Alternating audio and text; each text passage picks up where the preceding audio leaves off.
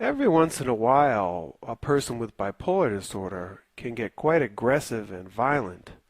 They may even go into a complete rage. And these aggressive outbursts can even be turned towards themselves in the form of suicide.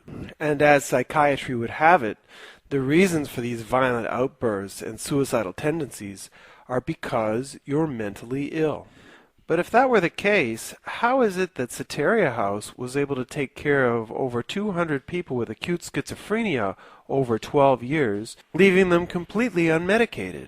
In fact, the book Soteria reports that only 10 minor injuries happened over that time period among the staff members, and no major injuries at all.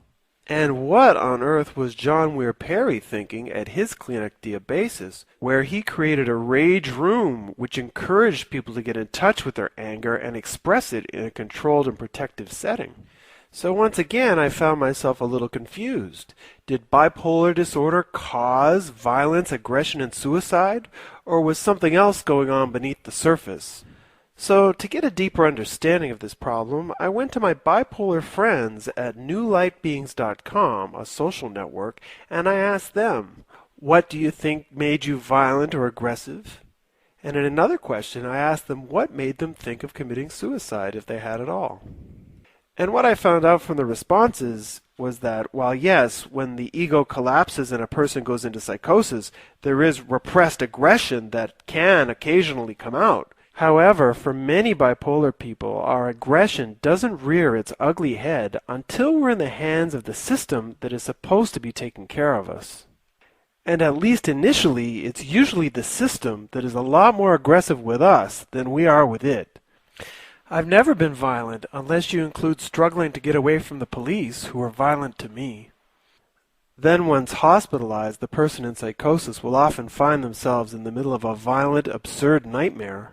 The confrontation with the cold and violent reality of the hospital, restraining, chemical and physical prisons, was just not understandable to me. I only became aggressive when trying to defend myself from needles or other perceived threats.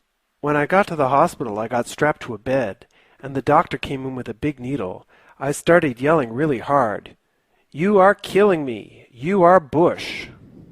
Speaking personally, I think that my aggression came out of the deep knowledge that I was experiencing something vitally important and sacred, and that my hospitalization was interfering with this process. Or as one New Light being described, I believe this rage is some form of primal defense or warning. Try and remove a lion cub from the pride, and the lioness will stop at nothing to kill you. She doesn't display this rage out of love for her cub, no. She's in a rage because you're fucking with evolution. Once through the initial trauma of hospitalization, the bipolar person then has to face their warm and friendly psychiatrist. I got angry in the MD's office with my husband and father.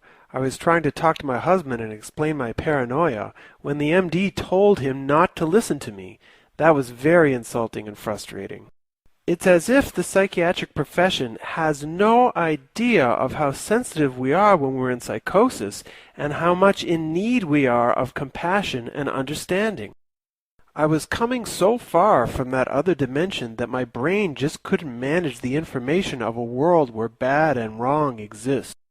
I was obsessed with the idea of spiritual freedom, and in my view I was being persecuted by the machine in an attempt to suppress me and imprison me in their narrow view of a bleak reality. I felt spiritually raped. And then, if you're lucky enough to get out of the hospital, the medications have an effect all of their own, particularly when you're trying to withdraw off of them. I am certain that my anger, in fact my entire manic episode, was caused when my doctor reduced my meds without proper gradual tapering. Ritalin is apparently something nobody should go on because it causes uncontrollable fits of rage when it wears off.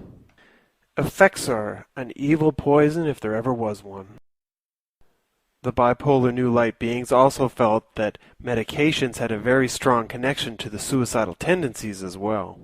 Feeling like you're poisoning yourself every time you put a chemical clump of crap into your mouth is a slow form of suicide in some ways, isn't it?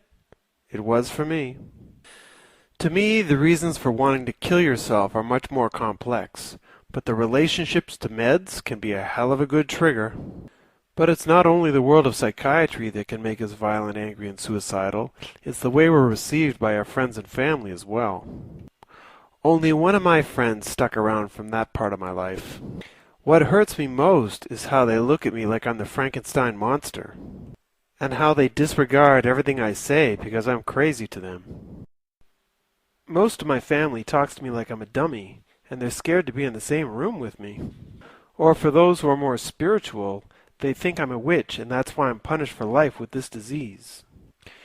Realizing that my family and friends would only accept me again if I would surrender to lifelong medication, I took an overdose of liquid anesthetic. So while it may not be this way for everybody, many bipolar people, once diagnosed, find themselves marginalized and pathologized by society, and with a much dimmer future than they had planned staring them in the face. Wouldn't you be angry, maybe even suicidal? I was helpless and alone and angry and pretty out of myself. They tied me up to a bed to make sure I didn't try that again.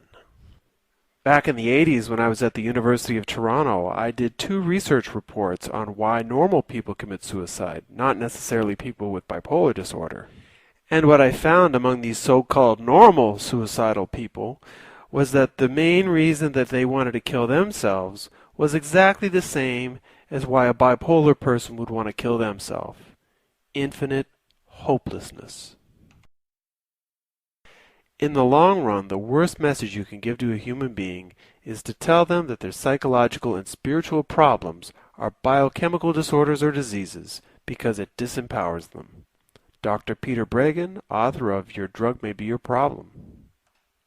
So, with this deeper understanding of why people are aggressive and suicidal, maybe we can start to understand this suicide note written by one of our new light beings. I beg for God to please have mercy on my soul. My soul is only the victim of my mind. Please release me of this world that shows no mercy to me, and allow my body to lay in the ground. Float my soul to the sky. Forgive me of my sins. I have been in agonizing pain for 12 years. Fortunately for all of us, especially her son, Allison, survived that suicide attempt, and actually attributes the survival to a new, more spiritual outlook on life. Allison, I hope you don't mind me stealing a few words from your page at New Light Beings. My internal suffering has saved my soul. I am deeply and madly in love with this soulful ride I experience inside my human shell.